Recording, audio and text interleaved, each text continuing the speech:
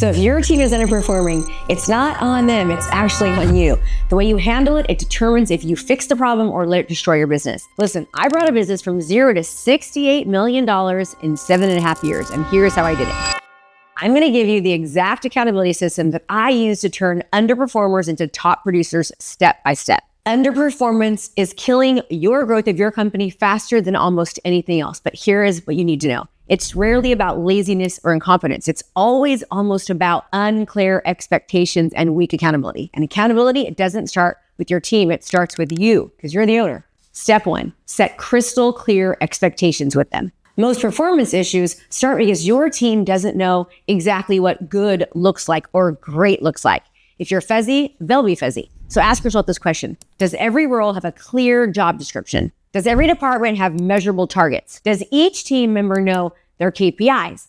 Do you have clear SOPs laid out? Let me tell you something that happened to me recently. Recently, I was realizing that my profitability was going down and it was costing me more money. The cost per lead was going up, the cost per acquisition was going up, and I was like, what is going on? So what I did was I jumped on the call with my team members and I had them walk me step by step on how they actually generate emails and who they send them to. Do you want to know what I immediately found out? That they were actually clicking this button and excluding over 180,000 contacts that I had paid, that I had generated lead magnets and paid to get these contacts. And the reason that they were doing it was because one leader at one time told them that this is the way it should be done. And none of them ever even questioned it. Now, here is the worst part about it. It's actually my fault.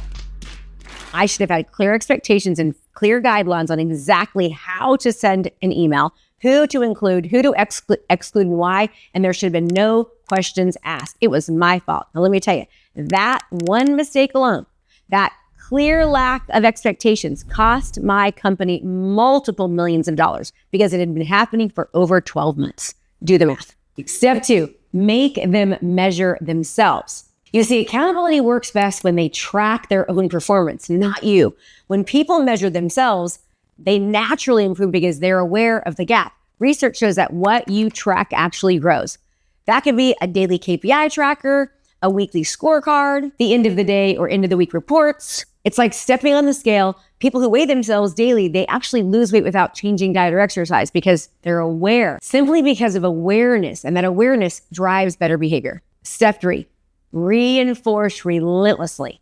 Underperformance doesn't fix itself. Feedback is the multiplier that speeds up improvement. If someone is at a 6 out of 10, show them the exact steps to get 8 and then 10. Recognize progress, not just perfection. Yesterday's 5, becoming today's 6 deserves recognition. It keeps momentum alive, it gets them excited. Accountability is not a one-time talk, it's a loop. So set expectations. So let me give you an example of what we do. In my leadership, I've got a leadership team, right? And so every week we have a leadership meeting and we set certain goals and expectations for each department.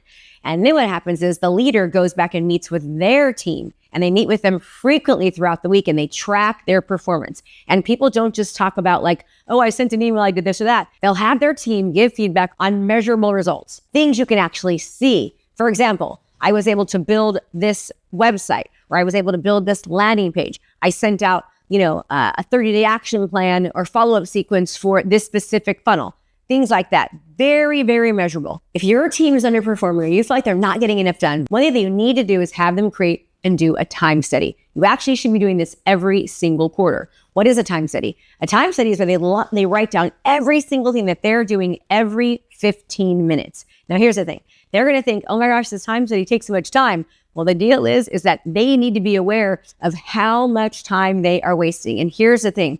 When somebody is doing a time study, they're much more productive. They get more done because they're aware of what they're doing, which means that if they're noticing during the time study that there's lots of gaps and wasted time, it's even worse the rest of the time. Does that make sense? So every single 15 minutes, they need to write down exactly what they're doing and being very specific. And here's why. Because sometimes they might go research something and then get onto this huge rabbit hole and realize they spent 3 hours doing that. Or they might realize that somebody came into the office and actually took 30 minutes of their time when they should have had a sign on their wall that says, hey, do not disturb. They need to be self-aware of how they're actually spending their time. And then later on, They need to actually analyze their performance. How much of it was done on strategy? How much was done on tactical? How much was money-making activities? How much was working on the business? How much was working in the business? You should actually do this as well, especially if you're a leader in your own personal life as well. A time study will absolutely help you. Understand this. Underperformance is a symptom of your leadership. Low accountability is the disease. And the cure starts with you setting the standard, creating clarity, and following through. So if you want more tactical leadership strategies like this, hit subscribe and tell me in the comments what team challenges you're facing, and I might cover yours next. I'm Krista. Hope this is helpful. I can't wait to see you next time. Thanks so much for watching my video. You can learn more about how to be a successful real estate professional by watching other videos that I have. And be sure to subscribe to my channel. And as always, make it a great home selling and buying day.